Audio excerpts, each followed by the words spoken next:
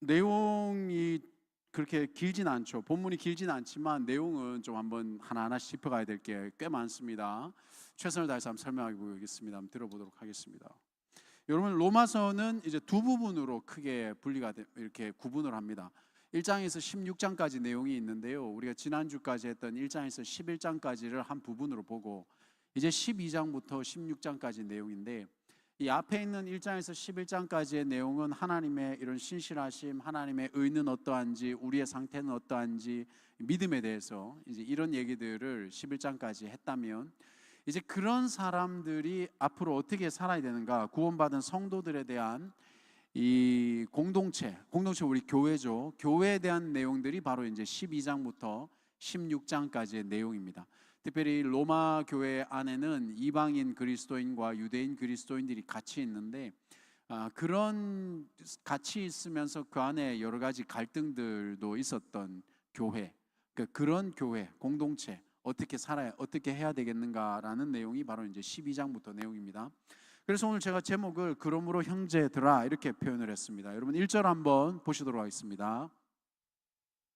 그러므로 형제들아, 내가 하나님의 모든 자비하심으로 너희를 권하노니 너희 몸을 하나님이 기뻐하시는 거룩한 산 제물로 드리라. 이는 너희가 드릴 영적 예배니라. 여러분, 이 한 절을 그냥 읽어보면 너무 어렵지 않게 딱 읽겠지만 한 단어 한 단어가 생각해 볼 만한 것들이 많이 있습니다. 여기 그러므로라고 나와 있는데요, 보편적으로는 1장에서 11장까지의 내용을 그러므로라고 받으시면 됩니다. 그런데 이 그러므로는 더 구체적으로는 이 11장 33절, 지난주 저희가 설교 때 들었던 본문이죠. 33절부터 36절의 그 내용을 받아서 그러므로 이렇게 되는 겁니다. 그럼 33절에서 36절의 내용이 뭡니까? 하나님의 지혜와 지식의 풍성함, 하나님의 예측할 수 없는 인도하심의 신비에 근거해서 모든 것이 하나님의 주권 안에 있다라는 것을 우리가 찬양했죠. 그래서 그 하나님의 신비 안에 있음을 찬양하면서 그러므로 이렇게 되는 겁니다. 다르게 표현하면 하나님의 주권과 자비하심을 안다면 그러므로 이렇게 연결이 되는 겁니다. 우리는 그것을 아는 사람답게 행동해야 된다라는 의미에서 그러므로 이렇게 연결이 되는 거죠. 여러분, 그러면 다시 한번 1절에 보시면 내가 하나님의 모든 자비하심으로, 그러니까 바울이 권면하는 근거는 뭡니까? 하나님의 모든 자비하심. 이 그러므로라는 것도 33에서 36절의 근거인데, 그 근거 내용이 뭐죠? 하나님의 자비하심. 모든 자비하심으로 바울이 로마 교회에게 권면을 하고 있습니다. 무슨 내용을요? 너희 몸은 뭡니까? 몸이라는 것은 이 육체, 바디일 수도 있는데, 여기서의 몸이라는 것은 성도의 삶을 얘기하는 겁니다. 성도의 삶을 얘기하고 있죠, 몸이라는 것은. 그리고 두 번째로는 이러한 성도들이 그리스도 안에서 한 몸을 이루고 있는 공동체, 우리는 그것을 교회라고 표현을 하죠. 그것이 몸입니다. 이 성도의 삶, 그리고 성도가 모여있는 그리스도를 모시는 이 공동체가 어떻게 하라고요? 하나님이 기뻐하신다는 건 뭘까요? 뭐 해석이 다양하지만 하나님이 받으실 만한, 이게 이제 기뻐하시는 뜻입니다, 원어적으로. 그래서 거룩한이라고 되어 있는데, 성경에서는 거룩이라는 표현은 레위기가 아주 근본적인 이 근간이 됩니다. 그럼 뭐죠? 거룩은 뭡니까? 구별인 겁니다. 구별. 그러니까 하나님이 기뻐하시는 구별되는 뭘 드리라고요? 산 제물을 드리라는 겁니다. 산 제물이 뭡니까? 이건 다시 살펴볼 텐데, 어찌됐건 구별되는 살아있는 제물을 하나님께 드리라는 거죠. 왜요? 이것이 너희가 드릴, 교회가 드릴, 그리고 너희 몸이 드릴 어떤 예배이기 때문에? 영적 예배이기 때문에. 그러니까 우리가 영적 예배를 드린다는 건 뭐라고요? 산 제물을 드리는 거예요. 제가 작년에, 올해는 그런 얘기 안 한 것 같은데, 작년에 설교 때 한 2번 얘기했던 것 같아요. 우리가 하나님 앞에 삶의 예배를 드린다, 이런 표현을 한참 썼는데, 제가 그걸 조금 부정적으로 여러분에게 비판적으로 표현을 했던 게 기억이 납니다. 그 삶의 예배가 뭡니까? 바로 이런 영적 예배입니다. 그러니까 삶의 예배를 드린다는 것은 산 제물을 드리는 겁니다. 그 뜻을 알고 말을 하고 있는지는 잘 모르겠는데요, 표현은 멋있죠. 표현은 멋있지만 실제로 삶의 예배를 드린다는 것은 어떤 건지 짜자잔 오늘 이제 설명을 드리도록 하겠습니다. 오늘 예배 중에 교회를 처음 오신 분들도 있고 또 이제 잠깐 그 교회 쉬었다가 오신 분도 있고 해서 언제나 안내를 드리지만 그냥 오늘 내용에 집중하시면 됩니다. 아시겠죠? 오늘 내용에 집중하셔서 차근차근 따라오시면 됩니다. 여러분, 산재물이 뭡니까? 산재물. 먼저 재물의 속성을 이해해야 됩니다.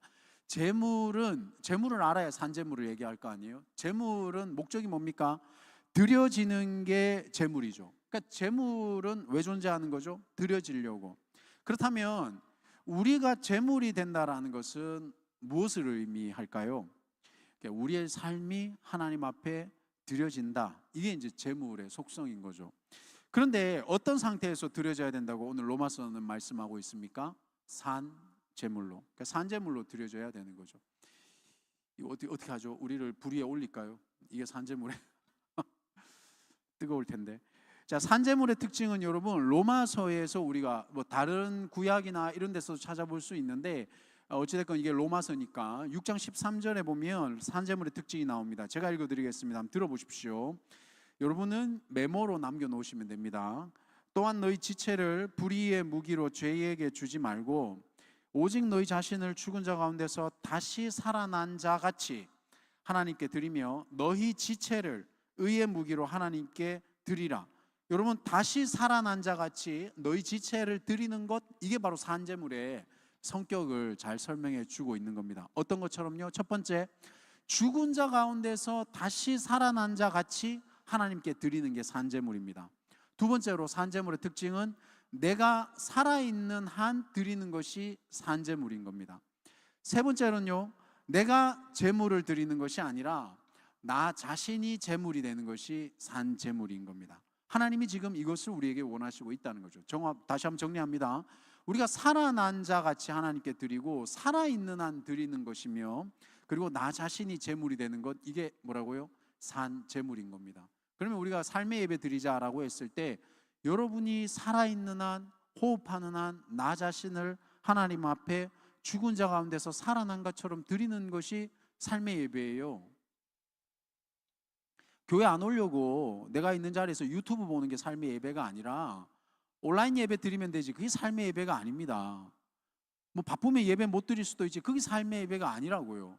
잘 한번 생각해 보시라고요. 여러분, 삶의 예배 드리자고 하는 사람들 중에 열의 일곱 여덟은 그냥 자기의 게으름을 변명하기 위해서 쓸 때가 되게 많았다는 거죠. 멋진 표현으로. 그런데 여러분, 산재물이라는 것은 우리의 일상은 존재하지만 지배권의 변화가 생긴 상태가 산재물인 겁니다. 다르게 표현하면 우리의 삶은 언제나 이 자유로운 결단이 배제되지 않는다라는 것을 이해를 해야 됩니다. 기분 나쁠 수도 있겠지만 이것은 사실인데 한번 들어보시겠습니까? 우리가 늘 하나님의 뜻을 구하며 심사숙고하겠으나 결정적인 이익 앞에서는 대부분의 자신의 욕망을 따르고 있죠. 제가 이런 말씀을 드리는 것은 자잘못을 따지자는 게 아닙니다. 여러분, 우리는 언제든지 스스로를 합리화하고 있다라는 것을 인정할 필요가 있다라는 겁니다.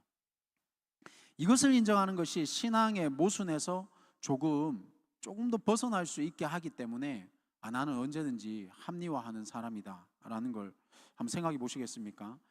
만일에 이게 인정이 안 되면 우리는 하나님 앞에서 나의 존재가 연약하고 교만한 존재라는 사실을 고백하기가 쉽지 않습니다.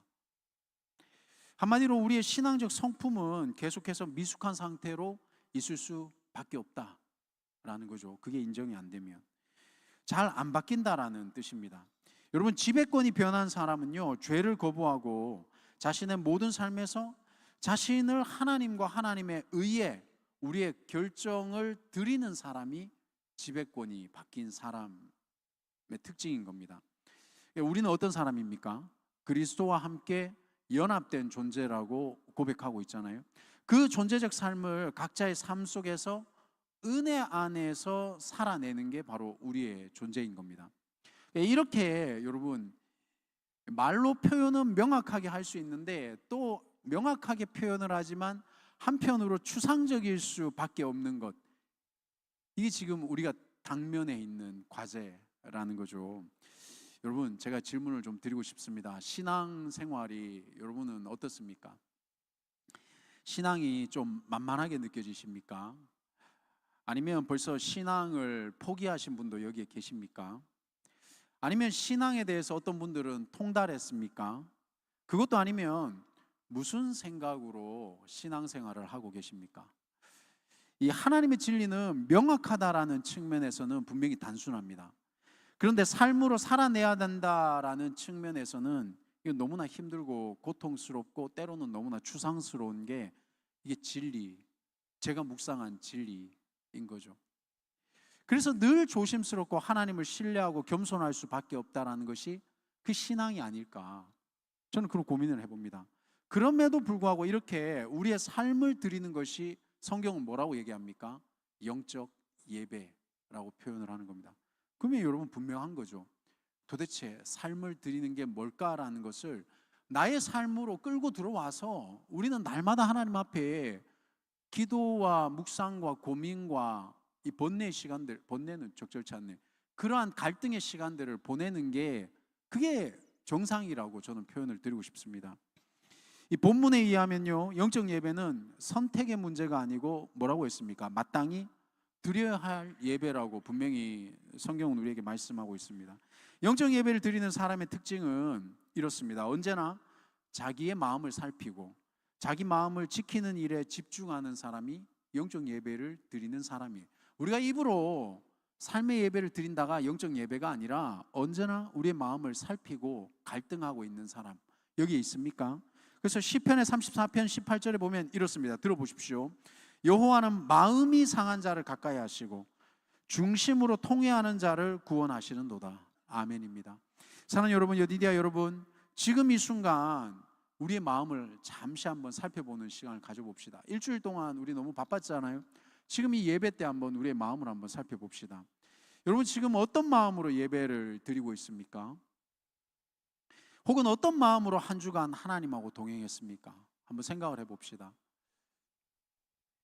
이사야서 57장 15절 말씀인데 들어보십시오. 지극히 존귀하며 영원히 거하시며 거룩하다 이름하는 이가 이와 같이 말씀하시되 내가 높고 거룩한 곳에 있으며 또한 통회하고 마음이 겸손한 자와 함께 있나니 이는 겸손한 자의 영을 소생시키며 통회하는 자의 마음을 소생시키려 함이라. 아멘. 사랑하는 여러분, 하나님께서 어떤 마음을 원하신다고요? 통회하는 마음을 원하고 계신 거죠.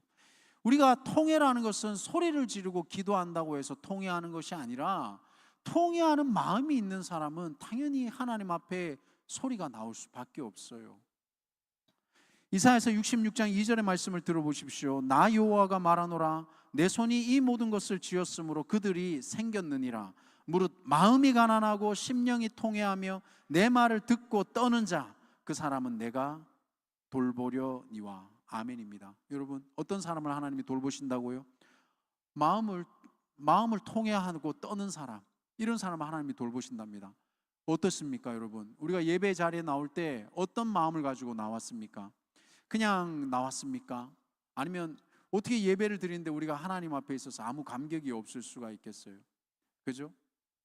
하나님 근데 어떤 사람을 찾으신다고요? 마음이 통회하는 사람. 여러분, 날마다 우리의 마음을 어떻게 해야 되겠습니까? 하나님 앞에 갈아야 되겠죠. 이런 마음을 하나님께 드리는 제물이 바로 하나님이 기뻐하시는 거룩한 산 제물이 되는 겁니다. 그래서 로마서 12장 2절에서 이 세대를 본받지 말고 어떻게 하라고요? 우리가 오늘 아까 찬양도 요새 좋습니다. 계속 좋았지만 요즘 더 좋습니다. 근데 아까 찬양도 같이 불렀지 않습니까? 오직 마음을 새롭게 함으로 변화를 받으라고 말씀하고 계시잖아요. 여러분, 이게 어떻게 마음을 변화를 받으라고요? 통회하는 마음인 거죠. 이거 통회하는 마음을 일부러 만들어내나요? 아니요. 하나님 앞에 무릎 꿇는 사람은 이 마음이 생길 수밖에 없습니다. 근데 이런 체험이 없는 자를 어떻게 믿는다라고 표현을 할 수가 있겠어요? 소리 지른다고 통성기도입니까? 아니잖아요. 하나님 앞에 간절한 마음, 통회하는 마음이 통성기도잖아요. 갈라디아서 말씀에 성령은 악을 저지하고 육체는 선을 방해한다고 분명히 우리에게 5장 이하에 갈라디아서 말씀은 우리에게 정의하고 계시거든요. 그런데 이것은 구원받지 못한 사람과는 달리 그리스도를 통해 해방받은 사람은 선택할 수 있다라는 사실을 우리에게 지금 무겁게 전달하고 있다라는 사실을 알고 계십니까? 갈라디아서 5장 1절 말씀입니다. 한번 들어보십시오. 그리스도께서 우리를 자유롭게 하려고 자유를 주셨으니, 뭐라고요, 여러분? 우리에게 자유가 있다라는 것은 우리 하나님께서 그리스도를 통해서 우리가 자유롭게 살기를 원하신다라는 겁니다. 예수님께서도 진리를 알지니 진리가 너희를 어떻게 한다고요? set you free 한다 그랬잖아요. 자유롭게 만든다고 하셨지 않습니까? 근데 그 자유가 갈라디아서 말씀에는 방종이 아니라는 겁니다. 근데 여러분, 예수 안 믿는 사람은 그걸 못하지만 예수 믿는 사람은 선택할 수가 있다는 거예요. 갈라디아서 말씀은 뭘 선택한다고요? 성령을 선택할 것이냐, 육체를 선택할 것이냐. 이게 예수 안 믿는 사람이 육체를 선택한다는 얘기가 아니었던 거예요. 갈라디아서 말씀은 우리에게 하시는 말씀인 거죠. 우리는 뭘 선택하고 있습니까? 그러므로 굳건하게 서서 다시는 종의 멍에를 매지 말라. 아멘입니다. 여러분, 갈라디아서 5장 1절 말씀은 분명히 우리에게 말씀하시는 거죠. 뭐라고요? 굳건하게 서라. 이게 뭡니까? 예수 믿는 게 장난인 줄 아냐? 신앙생활하는 게 장난인 줄 아냐? 뭐 얼렁뚱땅 하면 다 성령 충만할 줄 아냐? 이 얘기인 겁니다. 그러니까 나는 감동이 없다, 나는 할 수 없다, 이렇게 얘기하는 게 아니라, 나 하나님이 안 느껴지는데 이렇게 말하는 게 아니라, 여러분, 분명하게 그리스도 안에서 믿음을 가지고 하나님의 신실하심에 의지해서 우리에게 주어진 자유를 하나님께 합당하게 사용하라고 지금 말씀하고 계신 거예요. 나의 느낌과 상관없이, 내 상태와 상관없이 하나님의 신실하심과, 우리가 예수 그리스도를 믿는다면 하나님의 신실하심과 그분의 은혜 안에서 여러분, 우리가 발휘할 수 있는 이 선택을 온전하게 하라는 것이 갈라디아서의 말씀인 거죠. 여러분, 그것을 갈라디아서 5장 13절에서는 이렇게 말씀하십니다. 형제들아, 너희가 자유를 위하여 부르심을 입었으니 그러나 그 자유로 육체의 기회로 삼지 말고 오직 사랑으로 서로 종노릇하라. 하나님께서 우리에게 주신 자유는 이기주의를 실행하고 육체의 정욕을 선택하는 그런 허가장이 아니라 사랑을 행사하기 위한 자유라는 것이 갈라디아서 5장 13절의 말씀인 겁니다. 사랑하는 여러분, 이제 우리는 분명해진 겁니다. 수준의 차이가 있을지는 모르겠으나 우리에게 주어진 자유를 우리의 육체를 위해서 사용하는 것이 아니라 그리스도의 사랑을 위해서, 그 사랑이라는 성령의 열매도 사랑 아닙니까? 사랑을 선택하는 일에 우리에게 주어져 있는 이 권한을 사용하라는 것이 갈라디아서 5장의 말씀이죠. 그러니 마음을 새롭게 한 사람들은 날마다 순간마다 우리에게 주어진 자유를 어디에 사용하고 선택하고 있는지 고민해야 되는 겁니다. 여러분, 우리는 우리에게 주어진 자유를 어떻게 사용하고 계십니까? 내가 그 자유를 사용했다고, 카톡 괜찮습니다. 예. 또 아이폰 조심하십시오. 무슨 말씀인지 못 들었습니다. 또 이런 거 나올 수 있으니까 아이폰 조심하시고.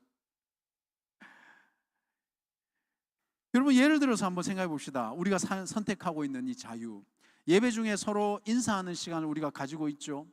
하고 안 하고는 각자의 자유죠. 그런데 이게 제가 지금 절대로 안 일어나는 사람한테 뭐라고 하는 거 아니니까 오해하지 말고 들어주십시오. 그러나 공동체를 세우는 마음을 가지는 사람은 공동체를 세우는 일에 자신의 자유를 선택하게 되는 거죠. 그래서 바울의 표현대로 나의 의지를 쳐서 그 일에 동참하게 되는 겁니다. 여러분, 또한 우리는 어떤 사람들입니까? 성인이죠. 크리스찬이면서 우리는 성인인 겁니다. 그러면 사회생활 속에서 거듭난 사람이 마땅히 해야 할 일을 선택하는 일에 우리는 우리의 자유를 사용할 수가 있는 겁니다. 나는 성인이야, 그래서 내 마음대로 사는 게 자유가 아닌 겁니다. 성인이면서 크리스찬으로서, 크리스찬 대학생, 크리스찬 이 청년에 걸맞는 선택을 하고 있느냐, 이거를 살펴봐야 되는 거죠. 이게 제 자랑하려고 한 얘기는 아니니까 그냥 예화니까 들어주십시오. 너무 오래된 얘기이기도 하지만 저는 이제 그리스도인으로서 양심을 지키다가 제게 좀 하나님의 은혜이기도 하지만 힘든 일도 있었죠.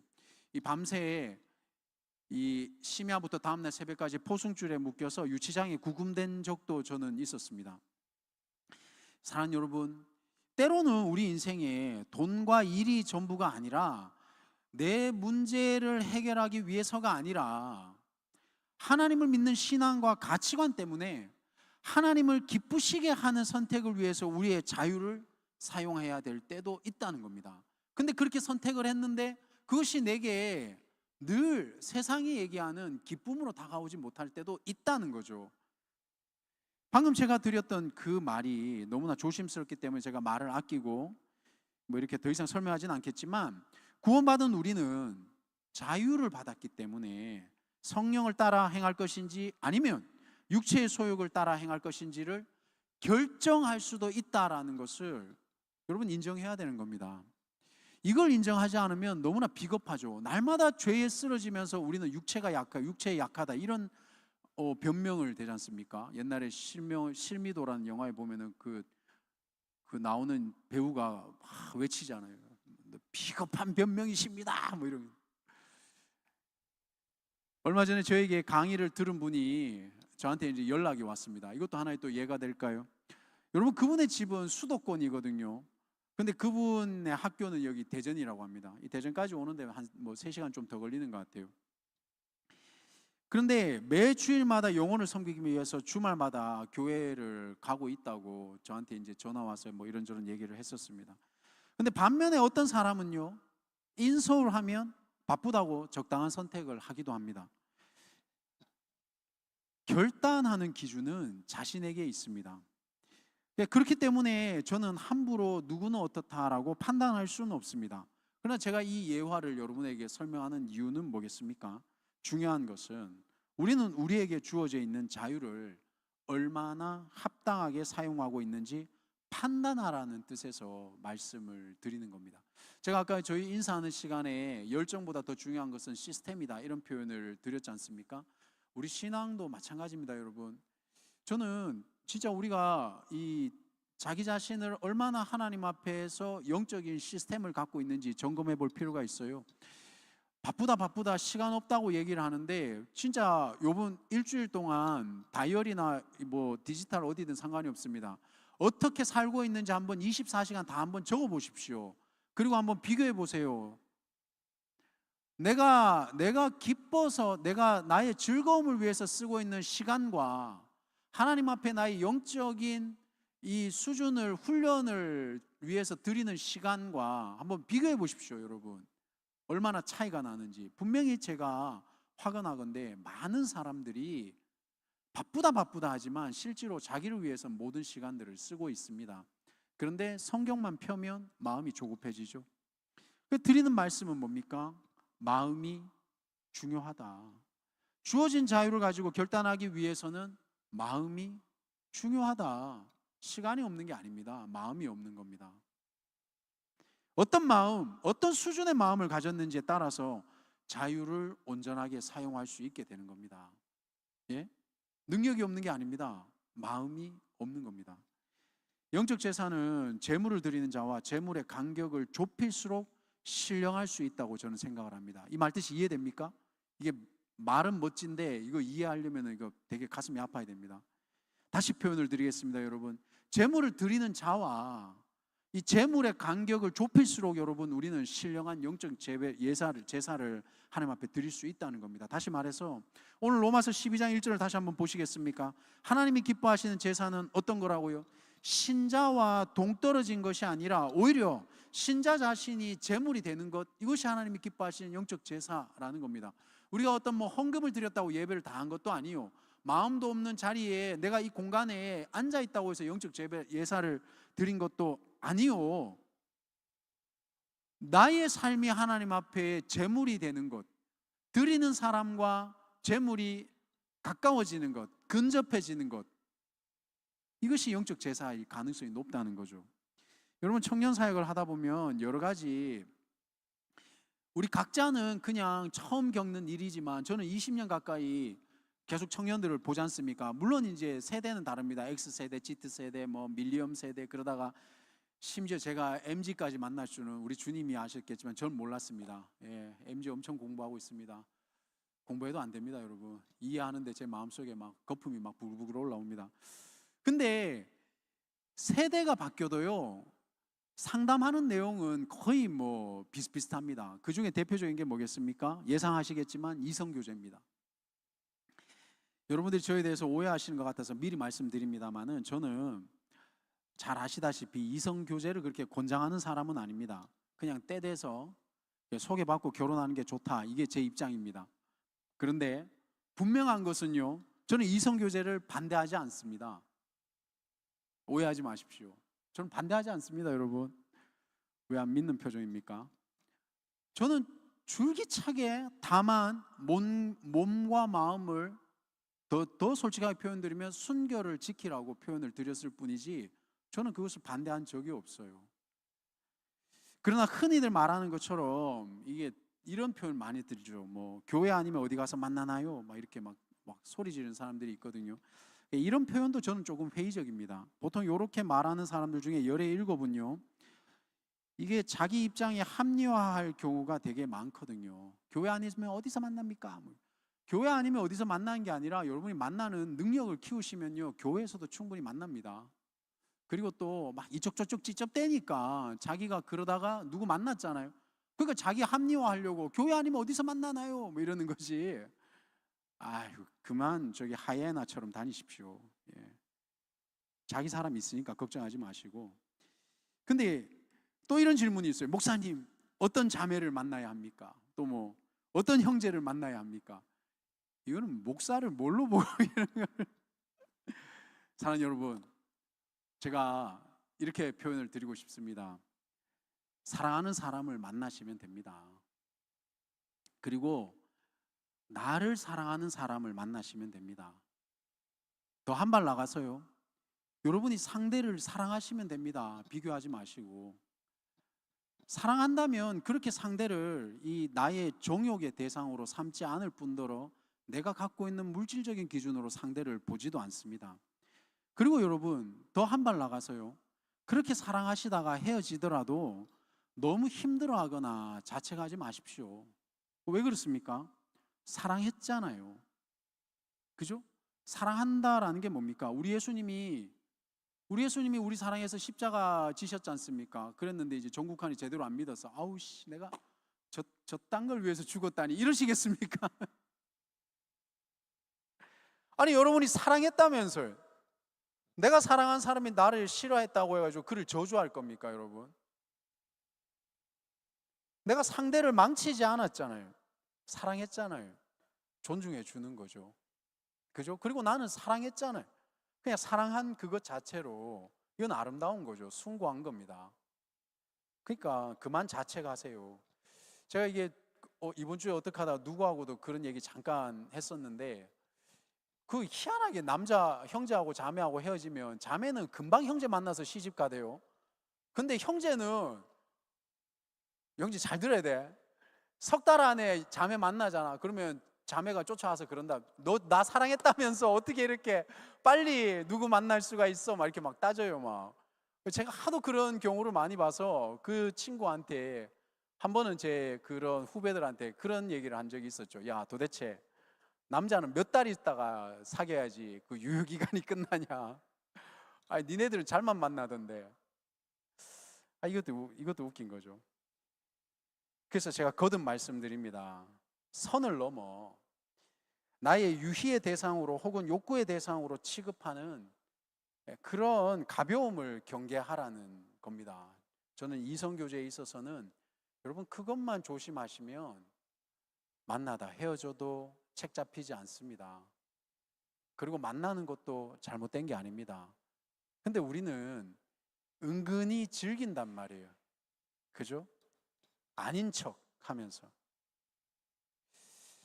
여러분, 그런데 제가 이렇게 이 얘기를 한 거는 제가 앞에 말씀드렸던 것과 연관성이 있기 때문에 잠깐 설명드린 겁니다. 영적 제사가 제가 아까 뭐라고 했습니까? 제물을 바치는 자와 제물의 거리를 좁히는 것, 이게 영적 제사라 그랬잖아요. 그죠? 그럼 우리가 하나님께 산 제물로 영적 제물을, 영적 예배를 드리는 원리도 이 사랑의 원리와 비슷합니다. 조건을 따지고 이득을 따지는 게 사랑이 아니듯이 하나님만을 너무나 사랑해서 내 삶을 하나님께 제물로 드리는 것, 그래서 내게 유익이 없는 것처럼 보여도 하나님을 사랑했던 그 기억이 언제나 나에게 영광스럽게 남는 것, 하나님을 사랑했기에 후회가 없는 것, 이런 것이 영적 제사가 아니겠는가, 저는 그렇게 생각을 합니다. 사랑하는 여러분, 정말 예수님 제대로 믿다 보면요, 아무것도 안 남을 수도 있어요. 그런데요, 정말 예수님 사랑하는 사람은요, 후회하지도 않죠. 말씀을 정리하도록 하겠습니다. 놀라지 마십시오. 저도 이런 날이 있습니다. 빨리 끝나는 날도 있고 뭐 그런 거지. 교회는 2절을 설명하면 20분 더 해야 됩니다. 그래서 맺도록 하겠습니다. 교회는 하나님과 관계를 맺기 때문에 여러분, 우리는 이것을 교회라고 표현할 수가 있습니다. 그럼 공동체는 뭡니까? 공동체도 마찬가지입니다. 하나님과 관계를 맺기 때문에 우리는 공동체라고 표현을 할 수 있습니다. 그러면 이걸 바꿔서 표현하면 이렇게 되는 거죠. 우리의 모임과 사역의 목적에 하나님이 계시지 않다면 이 예배는 사적 모임인 겁니다. 우리의 모임은 사적 모임이 되는 겁니다. 사랑하는 여러분, 저는 사역자로서 하나님을 의식하듯이 여러분들은 성도로서 하나님과의 관계를 맺어야 됩니다. 하나님을 의식해야 된다라는 뜻입니다. 여러분, 침례교는 만인 제사장 아닙니까? 우리가 침례교잖아요. 그죠? 우리 만인 제사장이잖아요. 근데 이런 표현을 어렵게 생각하지 말고요, 만인 제사장이 뭡니까? 성도로서의 삶을 살아라. 이게 만인 제사장인 거죠. 하나님 앞에 부르심 받은 사람의 삶을 살아라. 이게 만인 제사장인 거예요. 성도는 누굽니까? 예수를 믿고 구원받은 사람이 성도 아닙니까? 그렇죠? 그게 끝입니까? 구원받으면 끝입니까? 구원받았으면 구원받은 사람답게 살아라. 이게 성도죠. 그럼 뭐예요? 삶에 신경을 써라. 삶에 신경을 쓴다는 건 뭡니까? 마음으로 예수를 믿고 몸으로 예수를 믿는 것, 이게 삶에 신경을 쓰는 겁니다. 사랑하는 여러분, 기도의 자리에 얼마나 몸을 들였습니까? 말씀의 자리에 얼마나 몸을 들였습니까? 학업과 직업 속에서 마음과 몸을 얼마나 지켰습니까? 목사님, 마음은 있는데 육신이 약합니다. 사랑하는 여러분, 그건 육신이 약한 게 아닙니다. 정확하게 얘기합시다. 우리의 마음은 문제가 없는데 세상이 문제입니까? 그것도 아니죠. 여러분, 우리의 육신이 약한 게 아닙니다. 우리의 수준인 겁니다. 그게 우리의 마음은 멀쩡한데 우리의 육신이 거기 가 있는 게 아니라 우리의 마음도 병들어 있는 겁니다. 그러니까 그 자리에 가 있는 거예요. 삶이 무너지는 자리, 우리의 마음도 무너져 있는 겁니다. 삶이 온전한 자리, 우리의 마음도 온전한 겁니다. 그리고 제가 더 권면을 드린다면요, 공동체를 돌보는 성도, 그게 삶과 마음이 온전한 거죠. 여러분이 어떻게 생각하실지는 모르겠으나 제가 주님의 이름으로 감히 권면을 드립니다. 여디디아의 이름으로 2명 이상 모이는 곳은 공동체이고 그것은 사적인 자리가 아니고 공적인 자리인 겁니다. 여러분이 여디디아가 아니면 왜 우리가 모임과 만남과 교제가 이루어지는 겁니까? 거기는 공적인 자리인 겁니다. 이것을 받아들일 수 있는 수준만큼 우리의 책임감과 공공성은 달라지게 되는 겁니다. 이걸 못 받아들이면요, 개인적인 생각 이상으로 성장할 수가 없어요. 여러분, 공공성을 깨닫는 사람의 생각과 기도의 수준과 이 폭은 개인주의 신앙을 가진 사람과는 확연히 다를 수밖에 없습니다. 한 가지 문의를 드립니다. 일주일에 얼마나 여디디아를 위해서 기도하십니까? 예를 들어서 지금 우리가 중요한, 아까 전에도 우리 대표 기도해 주셔서 감사드립니다. 임원이 세워지는 일에, 또 사명자가 세워지는 일에, 사랑하는 여러분, 우리는 지금 여기 어떤 마음으로 여러분, 어떤 느낌으로 이 자리에 계십니까? 그러니까 여기는 누군가에게는 의무의 장소일 수도 있고요, 또 누군가에게는 그냥 지나가는 곳일 수도 있고요, 또 누군가에게는 기도의 대상일 수도 있고, 또 누군가에게는 진짜 이곳이 삶의 공간일 수도 있어요. 삶은 뭡니까? 내 몸이 있는 자리, 내가 정말 삶의 예배를 드리는 자리. 분명한 것은 사랑하는 여러분, 신앙생활은 절대 취미생활이 아닙니다. 또한 신앙생활이라는 것은 어떤 이 유희도 아니죠. 최소한 예수를 만난 이에게는 이 신앙이라는 것은 생명이요 삶이며, 이것은 진지한 것이라고 저는 생각을 합니다. 우리가 함께 이 자리에, 이 진리의 자리에 함께 하는 것, 여기에 우리가 좀 마음을 같이 모으면 좋겠다, 이렇게 권면을 드립니다.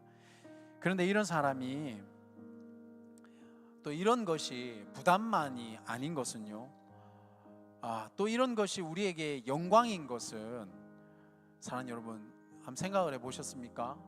신자만이 이 세상에서 하나님의 성품을 보여줄 수 있고 설명할 수 있는 사람인데, 감히 우리가 그런 사람으로 부름을 받아서 우리가 그렇게 살고 있다고 하나님께서 여겨주고 계시고 있지 않습니까? 그러니 이것은 고통만이 아닌 거죠. 영광이죠. 날 돌아보면 날마다 쓰러지는데, 그런데 하나님께서 우리를 그 영광의 자리로 불러주셨단 말이에요. 이게 얼마나 영광입니까?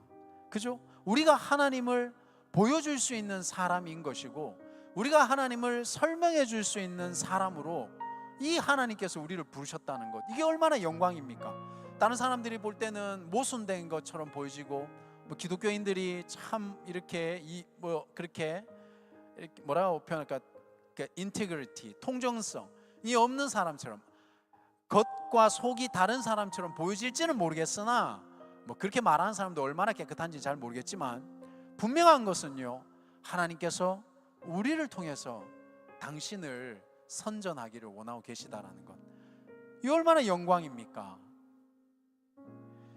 그래서 여러분, 이렇게 생각이 듭니다. 세상의 유일한 희망은 교회다. 왜 그렇습니까? 교회가 아니면 하나님에 대해서 알릴 곳이 없기 때문에, 또 알려주는 곳이 없기 때문에.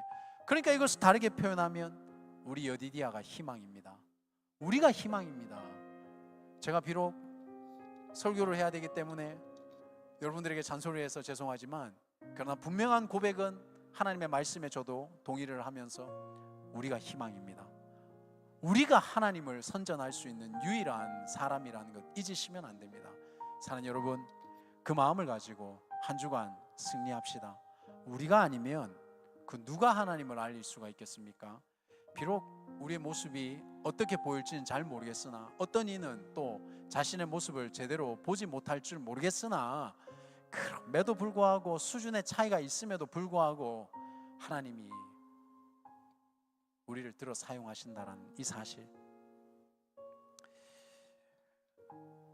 제가 사랑하는 우리 막내딸이 아까 전에 저한테 와서, 아버님, 요 표현을 쓰실 때는 돈을 달라는 겁니다. 평상시에는 아는 척 안 합니다. 아버지, 딸기 주스 동네다방 가서 먹겠습니다. 아빠가 결제해 주십시오. 그래서 제가 물었죠. 누구 같이 먹냐? 혼자 먹을 건데요. 그래서 좋겠다. 그래서 갔어요. 가고 난 다음에 동네다방에서 전화 왔습니다. 결제해 주세요. 그래서 카톡으로 이렇게 왔습니다.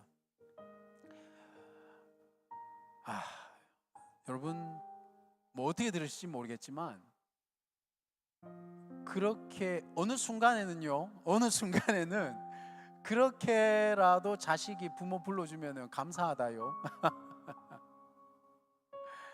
저는 그렇다 해서 저희 아이들이 밉거나 얘들이 왜 그 모양이냐, 그렇게 생각하지 않죠. 여러분, 하나님이 우리 아버지십니다.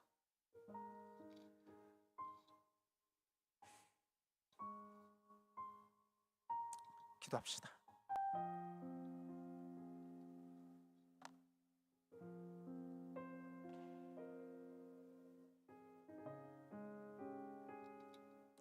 우리 잠깐 말씀 가지고 우리 붙들고 묵상합시다. 사랑하는 여러분, 하나님이 우리의 아버지십니다. 여러분, 우리의 모습과 상관없습니다. 하나님께서 우리를 구원하시고자 얼마나 많은 희생을 치르셨습니까? 사랑하는 여러분, 하나님을 믿고 그분의 신뢰를, 그분의 신실하심을 신뢰하시고 믿음 안에서, 예수 그리스도 안에서 사랑하는 여러분, 우리는 믿음만을 붙들고 우리의 연약함과 상관없이 하나님 앞에 고백을 드리고 삶의 예배를 드리시기를 부탁드립니다. 여러분, 하나님 앞에 잠깐 말씀을 붙들고 묵상하는 시간, 기도하는 시간 잠깐 가지도록 하겠습니다. 여러분, 하나님 앞에 고백하십시오. 기도하도록 하겠습니다.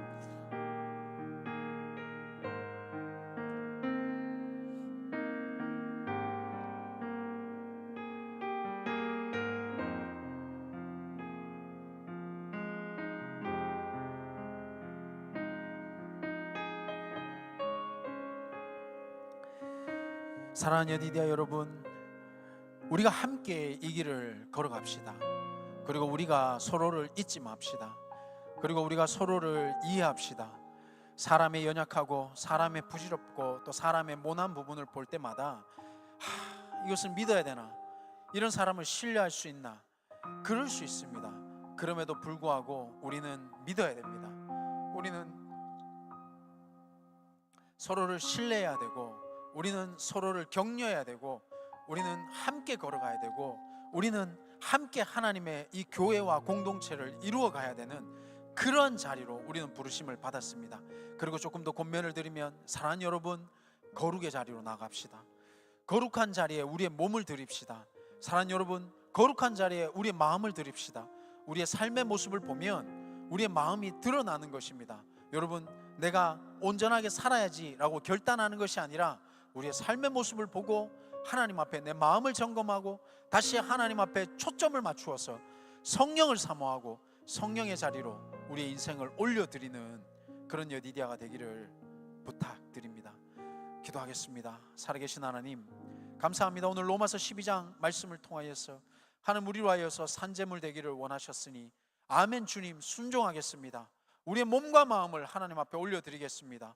하나님, 우리가 드리는 이 예배 받아주시고, 하나님, 우리가 이 땅에서 정말 고군분투하여 싸우고 연약한 이 모습 그대로 싸우지만 하나님 우리에게 힘 주시고 격려함 주시고 동행하여 주셔서 하나님 우리의 삶을 통하여서 영광 받아주시기를 간절히 소원합니다. 지금은 우리 주 예수 그리스도의 은혜와 하나님의 사랑하심과 성령의 교통하심이 오늘 우리의 삶과 마음과 몸과 이 모든 것을 드려서 삶의 예배를 드리기를 간절히 사모하고 산 제물을 드리기를 원하는 여디디아 머리 위에 지금부터 영원까지 함께 하시길 우리 주 예수 그리스도의 이름으로 간절히 축원하옵나이다. 아멘.